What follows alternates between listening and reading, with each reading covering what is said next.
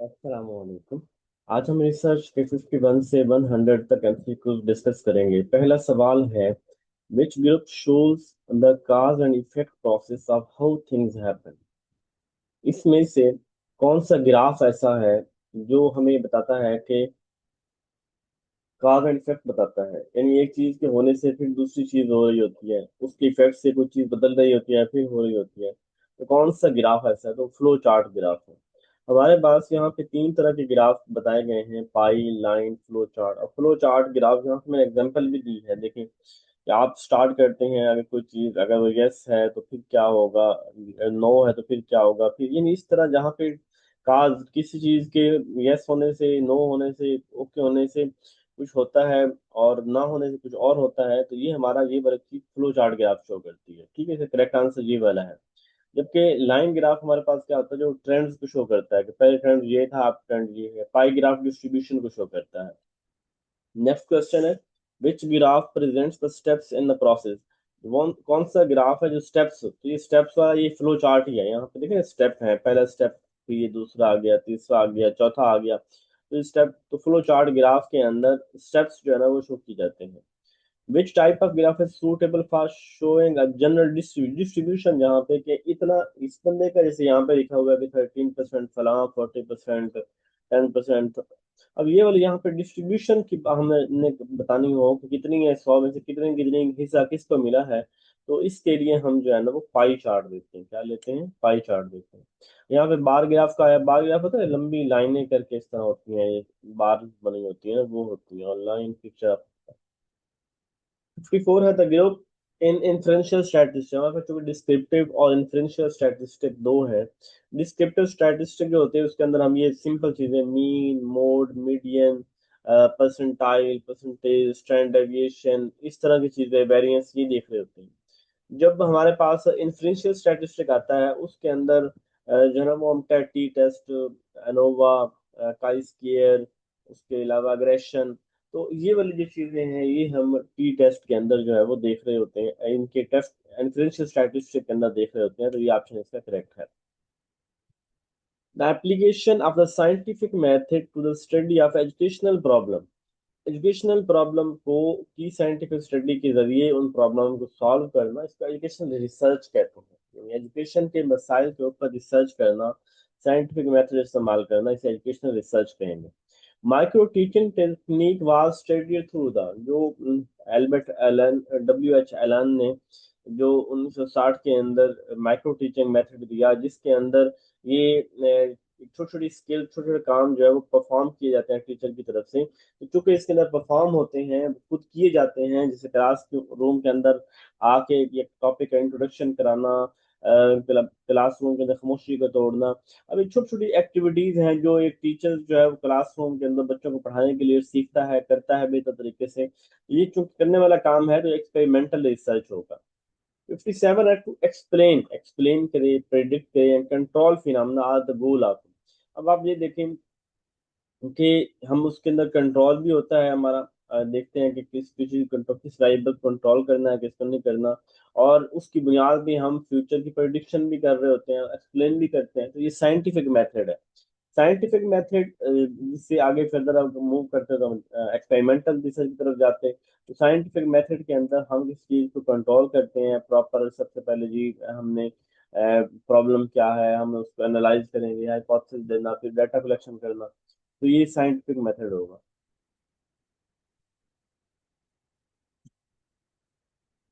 Next है examine the effectiveness.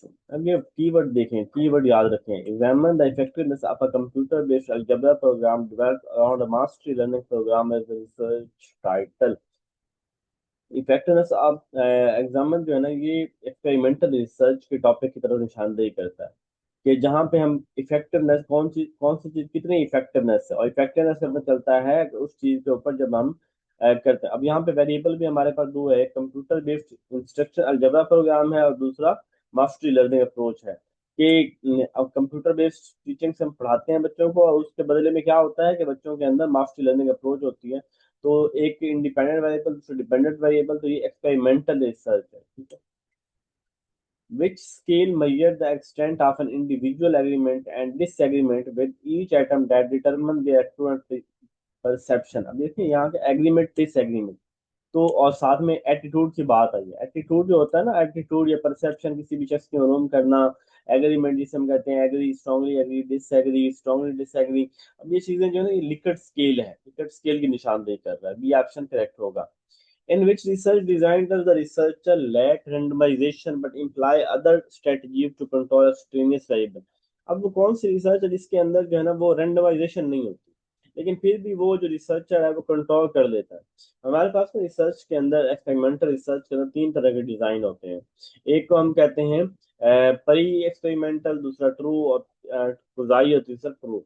अब जो परी और कोजाई एक्सपेरिमेंटल है, इन दोनों के अंदर रैंडमाइजेशन नहीं होती जब हम डाटा लेते हैं। लेकिन परी के अंदर तो फुल्ली कंट्रोल, मतलब आज़ादी होती है, वीक कंट्रोल होता है। वहां पे हम जो हमें अच्छा लगता है सैंपल वहां से ले लेते हैं। तो परी, लेकिन जो कोजाई होता है उसके अंदर हम कुछ चीज़ों को मद्देनजर रख रहे होते हैं कि नो डाउट हम वहाँ पे जो है वो प्रॉपर रैंडम सैम्पलिंग नहीं ले रहा है, लेकिन हम बाकी फैक्टर इधर उधर चीजें जो है ना वो उनको, या जो बहुत सी चीजें जो उसके ऊपर असर कर रही होती हैं जिससे रिजल्ट बदल जाता है, हम उसको कंट्रोल करते हैं। तो कोजाई के अंदर हमारे पास कंट्रोल होता है, थोड़ा वीक होता है कंट्रोल, लेकिन उससे परी एक्सपेरिमेंटल रिसर्च से बेहतर होता है। लेकिन यहाँ पे भी रैंडमाइजेशन नहीं होती, रैंडमाइजेशन जस्ट ट्रू एक्सपेरिमेंटल के अंदर होती है। which correspond to the characteristics of a population। Population की characteristics जो हैं वो उसे जो है वो पैरामीटर, कोई भी पॉपुलेशन है रिसर्च के अंदर और उसकी जो है वो खसूसियत है उसको देखना। ओवरऑल के कितने का इसमें से सैंपल लेना है, पॉपुलेशन की कितनी खसूसियात हैं, ये सारा जो पैरामीटर्स बोलते हैं, इसको पैरामीटर बोलते हैं। 62 है which technique of research eliminate the basic बाइस फैक्टर इन द एक्सपेरिमेंटल। तो बाइस फैक्टर किस में नहीं होता? तो रैंडमाइजेशन के अंदर, रैंडमाइजेशन जब हम रैंडम करते इसलिए है कि हमारी जो बायसनेस है वो खत्म हो और हमारा जो सैंपल है वो अंदर। Dash illustrate how numerical value change over time.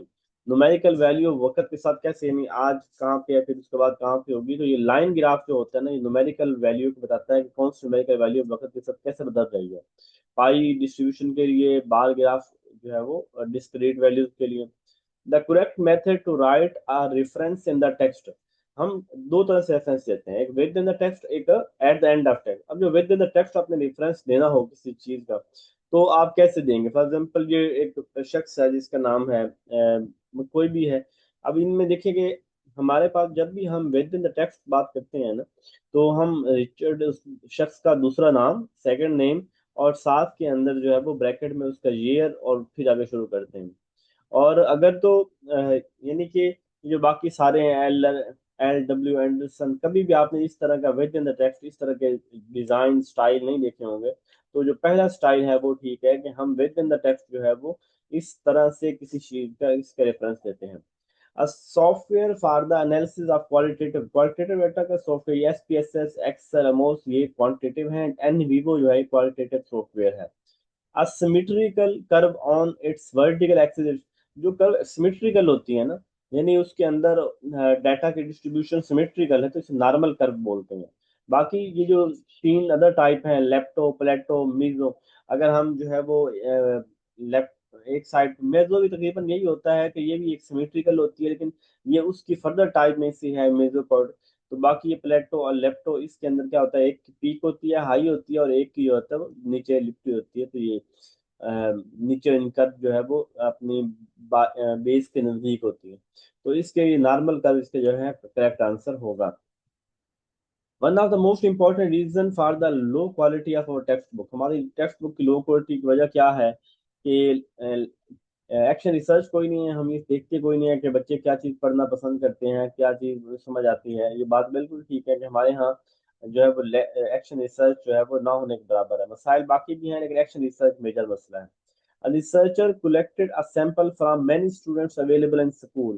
देखिए आप डाटा लेना है तो आप अपने स्कूल में मौजूद स्टूडेंट से ही, जो इर्द गिर्द मौजूद है, आप उनसे डाटा ले लेते हैं, कोई आप ज्यादा तगदो नहीं करते। इसका मतलब है कि ये जो है वो परपोजिव सैम्पलिंग, कन्वीनियंस सैम्पलिंग हो जाएगी। तो जो आपको इजी लगा है वहां पे अपने ही स्कूल से आपने डाटा ले लिया है, तो ये कन्वीनियंस सैम्पलिंग होगा। What is true about the hypothesis. Hypothesis को हमेशा टेस्ट किया जाता है, कभी भी हाइपोथेसिस नहीं, कोई लाइक रिपीटेड की बात नहीं है, हमेशा टेस्ट किया जाता है। The research approach that simultaneously investigates and solve a problem.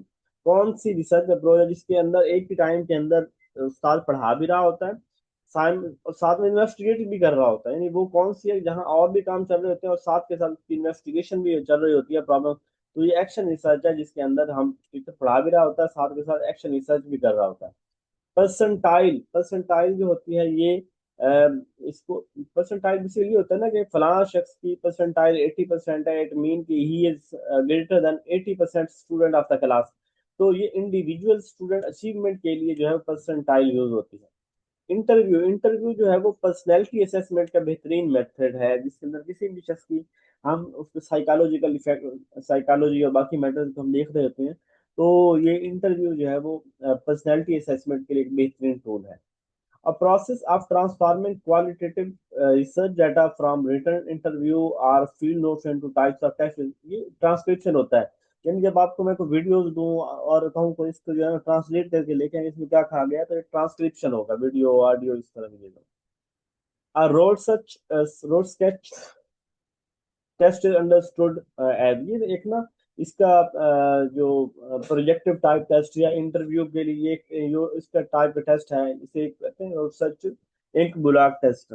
तो ये किस काम के लिए होता है, ये किसी शख्स की पर्सनैलिटी को असेस करने के लिए होता है। ये प्रोजेक्टिव टाइप टेस्ट है, किसी शख्स की पर्सनैलिटी को असेस करने के लिए एक टेस्ट होता है। Research is the research intellectual activity for development endless quest for. तो ये सबसे सूटेबल आंसर जो बन रहा है ना वो यही बन रहा है कि रिसर्च एक एंडलेस क्वेस्ट फॉर नॉलेज है, कि एक चीज के मतलब रुकते नहीं है, उसके ऊपर बार बार डिस्कस करते हैं, तो एंडलेस क्वेस्ट फॉर नॉलेज है। If a researcher uses a tap of legend from a tribal area as a source of data, he is using data sources। अगर कोई रिसर्चर के पास टेप है, टेप समझते हैं ये जो होते हैं, टैप ऑफ लेजेंड फ्रॉम, ये जो हमारी टेपें हुआ करती थी जिसके अंदर कैसेट डाल के हम सुनते थे। तो किसी लेजेंड की ट्राइबल एरिया की है और सोर्स ऑफ डाटा है, तो ही यूजिंग सोर्स है। तो किस तरह का सोर्स ऑफ डाटा है, तो टेप के अंदर अगर उसके अंदर वो सुन रहा है तो इट मीन कि ये एक ओरल स्टेटमेंट है, ओरल उसकी गुफ्तगू है जो कि उसके अंदर टैप के अंदर उसके पास रिकॉर्डेड स्टोरेज के अंदर मौजूद है। The first step in experimental research के अंदर सबसे पहले अगर देखा जाए तो हम कहते हैं कि हमारे पास प्रॉब्लम तो क्या है, तो ये फिर ये वैसे अगर यहाँ पे इनमें देखा जाए तो बाकी सारे बाद में आते हैं, हाइपोथेसिस जो है वो पहले दी जाएगी। Research design in which an effort is made to study the effect of more than one independent variable, one depend on, जहाँ इंडिपेंडेंट वेरिएबल का डिपेंडेंट वेरिएबल के ऊपर असर लेता है, यही तो हमारी एक्सपेरिमेंटल रिसर्च होती है। A study in which an attempt is made to determine the current status of a population concerning more variable based on data collected from the member of the population is called। जहाँ पे current status की बात आती है ना, किसी भी शख्स की किसी चीज की करंट स्टेटस ऑफ पॉपुलेशन मालूम करना, इससे सर्वे होता है। सर्वे के अंदर करंट स्टेटस को, मौजूदा हालत को हम जानते हैं। Descriptive definition of a term is, descriptive का मतलब क्या होता है, एक्सप्लेनेशन, किसी चीज को डिस्क्राइब करना, इट मीन एक्सप्लेन करना। In research what does peer review, peer review होता है कि जो तो हम बगैर जो है वो आगे फर्दर हाईली आप हाई एप्स को कोई भी रिसर्च सबमिट करने पहले हम अपने दोस्तों से करवाते हैं। The process of evaluating research paper by an expert in the field before publication, तो उसको पब्लिकेशन से पहले किसी एक्सपर्ट से करवाना, तो ये ऑप्शन ठीक होगा। A sample is determined with the help of referrals of selected person of the research for collecting data। This, जब हम रेफरल के जरिए डाटा लेते हैं किसी की, तो ये होता है हमारी स्नोबॉल सैम्पलिंग होती है। A condition or characteristic that can take on different values or categories is called, तो condition or characteristics that can take and on different values or categories is called, जहाँ पे हमारे पास डिफरेंट वैल्यू, ये variable होता है ना, यहाँ पे फिक्स कोई वैल्यू नहीं होती, पता नहीं होता इससे क्या होगी, तो ये वेरिएबल होता है। The variable manipulated by the researcher, जिसे मैनिपुलेट किया जाता है वो इंडिपेंडेंट वेरिएबल होता है, जो मैनिपुलेट जिसके ऊपर असर होता है वो डिपेंडेंट वेरिएबल होता है। when there is a need to apply different data collection method to different parts of the population, the best sampling method would be, तो बेहतरीन सैम्पलिंग मेथड कौन सा होगा, स्ट्रेटिफाइड रैंडम।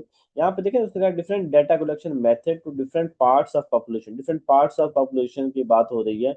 इसका मतलब है कि जैसे मेल एंड फीमेल कर दिए, कोई पढ़े लिखे लोग कर दिए, तो हमने उसके पार्ट्स बना दिए और उसके अंदर से हम जो है डाटा ले रहे होते हैं। तो ये स्ट्रेटिफाइड रैंडम सैम्पलिंग होगी, जिसमें इट मीन हम सब ग्रुप्स बना के कैटेगरीज बना के फिर उसके अंदर से हम डाटा ले रहे होते हैं। The research intent to collect data from the participant who commit some illegal behavior in the school, which sampling कि आपके स्कूल के कोई इलीगल बिहेवियर करते हैं, आप उसका मुद्दा डाटा लेते हैं, हमें कैसे पता लगे कि वो उसने इलीगल किया, फलाने किया है। तो हम उसके लिए स्नोबॉल सैम्पलिंग इस्तेमाल करेंगे कि हम उनसे लोगों से जानेंगे कि किसने किया और फिर डाटा लेंगे, तो स्नोबॉल सैम्पलिंग चलाएगा। विच स्केल हैज नो न्यूमेरिकल जो है वो प्रॉपर्टीज, हमने जो है मेजरमेंट स्केल पढ़े थे चार, nominal, ordinal, interval, ratio. Nominal के अंदर कोई कोई न्यूमेरिकल वैल्यू नहीं, तो नाम को कहते हैं, कैटेगराइज करते हैं हम लोग। During which are the following interview does an interviewer ask probing and open ended question, जहाँ ओपन एंडेड क्वेश्चन होते हैं इसे अनस्ट्रक्चर्ड इंटरव्यू बोलते हैं, जहाँ पे हम खुली खुली गुफ्तगू कर रहे होते हैं। The most popular form interview की मोस्ट पॉपुलर फॉर्म यही अनस्ट्रक्चर्ड इंटरव्यू है, कि जहाँ पे बात से बात निकलती है और बात कहाँ तक जाती है। According to which are the following interview type do several representative of film interview one candidate, एक कैंडिडेट हो और इंटरव्यू लेने वाले ज्यादा हो तो उसे हम पैनल इंटरव्यू बोलते हैं। Which type of question needed to investigate the phenomena in depth, किसी चीज को गहराई के अंदर जानना, तो ये हमारा इसे प्रोब क्वेश्चन बोलते हैं। प्रोब क्वेश्चन, प्रोब करो यार, इसके इसकी इन्वेस्टिगेशन करो यार, इसका मतलब मजीद जानो, किसी चीज की डेप्थ के अंदर जाना, ये प्रोब क्वेश्चन होता है। Which who introduced the concept of action research, किसने एक्शन रिसर्च के जो फादर है ना, फादर ऑफ एक्शन रिसर्च, वो एस एम कोरे हैं। Action research is sub type, ये कौन सी सब टाइप है, ये बेसिकली अप्लाइड रिसर्च की फर्दर टाइप है एक्शन रिसर्च जो है। Which research has a wider application of generalization, किससे, ये जो फंडामेंटल रिसर्च है इसी से थ्योरीज बनती हैं, यही आगे फर्दर जाके जनरलाइजेशन होती है। Development testing of hypothesis are necessary, hypothesis की डेवलप करना, उनको टेस्ट करना, ये किसके अंदर होता है, ये एक्सपेरिमेंटल रिसर्च के अंदर हाइपोथेसिस होती है। The sampling in groups rather individual are selected, जहाँ पे ग्रुप सिलेक्ट किए जाते हैं बजाय कि क्लस्टर सैम्पलिंग है जिसके अंदर ग्रुप सिलेक्ट किए जाते हैं इंडिविजुअल की बजाय। How many part does research के, वैसे तो तीन पार्ट भी कहते हैं, पांच अगर हम चैप्टर कहें तो पांच चैप्टर हैं, अगर हम उसके पार्ट्स कहें तो तीन हो गए, जैसे पहले माइनरी पेजेस, उसके बाद कौन सा होता है बॉडी, मेन बॉडी, और साथ में अपेंडिक्सेस। तो ये थ्री भी हो सकता है, इसका फाइव भी हो सकता है। अब ये थोड़ा सा क्वेश्चन की सेंस को देखना पड़ेगा। Which sampling technique is based on the homogeneous characteristic of the sample, homogeneous एक जैसे सैंपल जो है ना वो होम मतलब यार उससे पूछ लो, वो फर्दर आगे तो प्रपोजल सैम्पलिंग जो है ये हमें बताती है कि फर्दर जो है ना ये भी एक जैसा है, और या जिसको तुम जानते होते हैं कि ये इस तरह से है। Spearman rank correlation is used for calculating the correlation between variable measures at the Spearman जो है ना ये ऑर्डिनल चीजों को बड़ी तरतीब लगाते हैं। यानी ये रैंक, यहाँ लफ्ज क्या आ गया, रैंक आ गया। रैंक मतलब first two, first second third, इस तरह के तरतीब से, तो हम ये ऑर्डिनल के अंदर है। लास्ट क्वेश्चन है quantitative description of experience data is, तो measurement quantitative description of experience, quantitative description of experience data is a measurement simply, भाई सिंपल मेजरमेंट होगी। क्वांटिटेटिव डिस्क्रिप्शन से एक्सपीरियंस, एक्सपेरिमेंटल जो है वो रिसर्च जो है वो क्वांटिटेटिव है, और क्वांटिटेटिव जो है वो क्वांटिटेटिव डिस्क्रिप्शन होगी तो वो बेसिकली क्वांटिटेटिव सिंपली एक मेजरमेंट है, और वो क्वांटिटेटिव मेजरमेंट होगी, तो इसके अंदर खास नहीं है। तो 100 एमसीक्यू जो है वो आज करवा दिया है। ओके, ये अपना ख्याल रखिएगा।